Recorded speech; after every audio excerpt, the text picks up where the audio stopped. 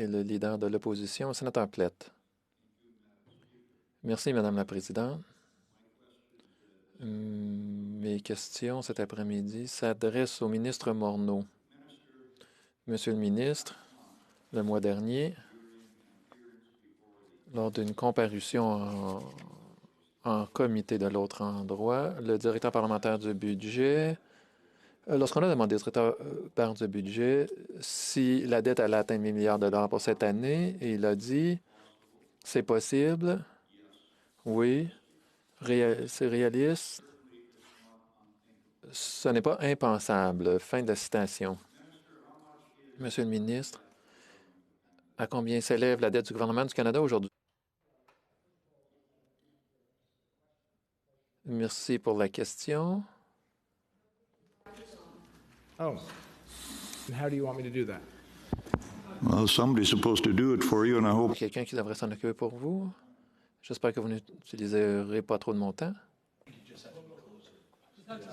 Okay, well, my knees are rather too large to get that much closer, so. Can you hear now? I could hear you all along, but there may not. Il n'y aura peut-être pas l'interprétation si le micro n'est pas allumé. Alors, comme je disais, c'est un plaisir d'être ici cet après-midi et je suis ravi d'avoir l'occasion de répondre à votre question. La meilleure façon de répondre, c'est qu'on a dit qu'on va fournir une mise à jour financière le 8 juillet. Ça va donner une idée des investissements qu'on a fait, de la situation économique, et ça montrera aussi quelle est la situation concernant la dette et le déficit. Monsieur le ministre, on vous a posé cette question par le passé. Je pense que les Canadiens ont le droit de savoir. Les Canadiens ont le droit de savoir n'importe quel jour de l'année quel est l'état financier, la situation financière du gouvernement. À chaque jour, ils doivent savoir quelle est leur situation financière personnelle. Le directeur parlementaire du budget a 42 employés. Le ministre des Finances en a 800.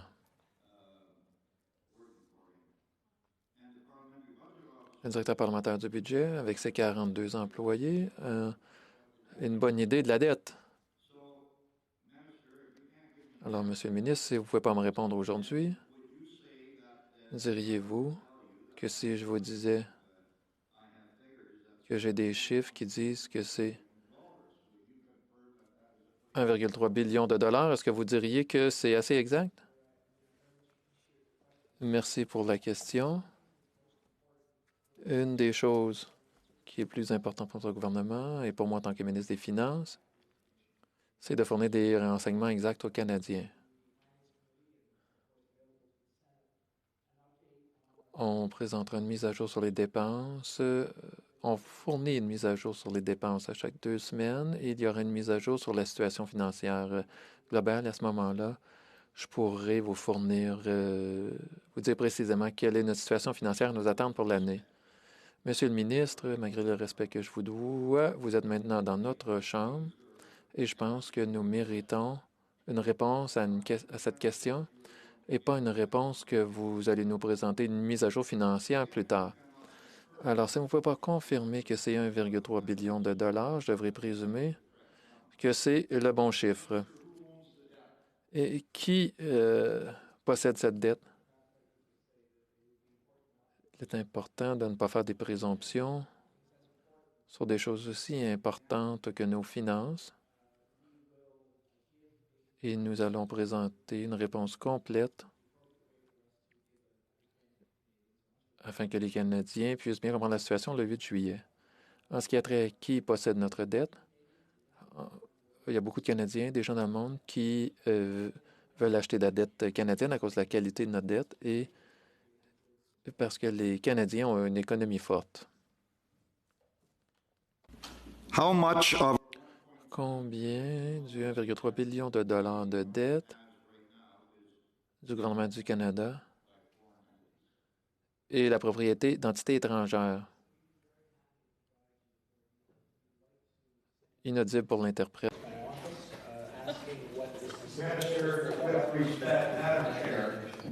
Minister. Monsieur le ministre,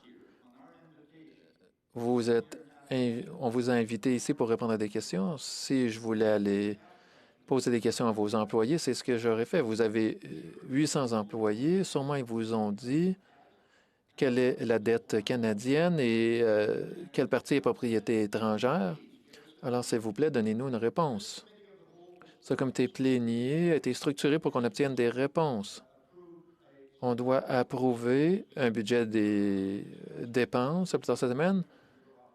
Vous ne fournissez pas de réponse, vous nous invitez à votre bureau. Vous êtes ici avec un de vos fonctionnaires, alors peut-être que vous pouvez lui demander quelle est la dette du Canada. Are specific dollar figures on specific questions. S'il s'agit, il serait inapproprié pour nous de vous donner des réponses sur des chiffres exacts pour lesquels que nous n'avons pas préparé présentement. Mais je serais ravi de répondre à ces questions s'ils sont envoyés à mon bureau. S'il y a des questions de nature plus générale, eh bien, j'y répondrai maintenant. On vous a demandé, Pierre Poilievre vous a demandé il y a quelque temps à la Chambre des communes quelle était la dette. Alors, vous avez le temps de préparer votre réponse. Du 1,3 billion de dollars de dette du gouvernement du Canada, combien est propriété étrangère? Quelles sont les conditions? Et quelle partie est à terme fixe? Une des choses qu'on s'assure de faire pour gérer le trésor du gouvernement, c'est de nous assurer d'avoir un équilibre entre le risque à plus long terme et lorsque la dette augmente, on veut augmenter la durée de la dette. Merci. Donc, vous n'avez pas de réponse à combien est à propriété étrangère.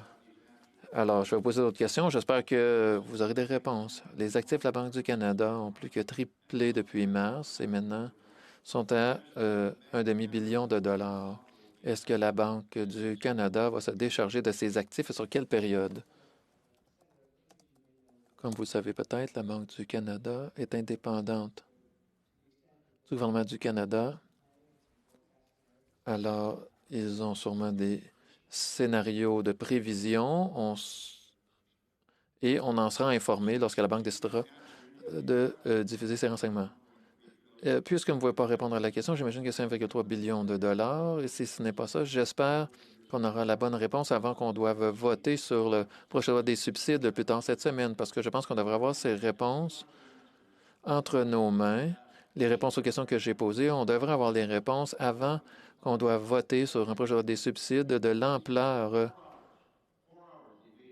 qui n'a été débattu que pendant 4 heures de l'autre côté. Nous faisons notre travail ici. On refuse de permettre au gouvernement de nous limiter un débat de 4 heures. Alors, on s'attend à obtenir les réponses et je suis déçu que vous veniez ici et vous n'êtes pas prêt à nous fournir les réponses. Ma prochaine question concerne le financement d'urgence des grands employeurs. La seule mise à jour concernant le financement des grands employeurs, notre rapport du 8 juin indique que le portail a ouvert le 30 mai. Votre ministère a dit qu'aucune demande n'a été approuvée en vertu de ce programme. Comment est-ce possible? Vous avez dit que ce programme devait aider le secteur de l'énergie qui a grandement besoin d'appui. Combien de grands employeurs ont présenté des demandes de financement en vertu de ce programme? Et est-ce que vous savez combien de grands détaillants, lignes aériennes ou entreprises du secteur de l'énergie ont présenté des demandes? Merci pour cette question. Les grandes entreprises ou le financement des grandes entreprises est un guichet de dernier recours. Je ne veux pas d'explication sur ce que fait le programme. Je veux savoir combien de demandes ont été présentées. Eh bien, j'étais en train de répondre. Et ce que vous devez savoir, c'est que la question qui a été posée, combien a été approuvé, aucun n'a été approuvé parce que ça prend un certain temps pour passer à travers ces procédures, examiner les demandes qui sont complexes dans de grandes organisations. Non, Monsieur le ministre, ma question n'était pas combien ont été approuvés. Moi, je sais qu'il n'y en a pas qui ont été approuvés. Ma question est combien ont présenté des demandes. Est-ce que je pourrais demander Madame la Présidente? Je pose la question et vous répondez.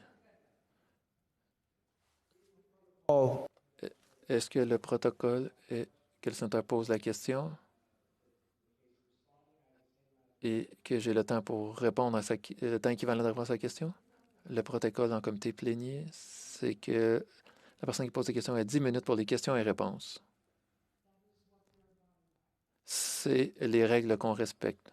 Alors, ce n'est pas comme en chambre où les réponses doivent être de la même durée que la question.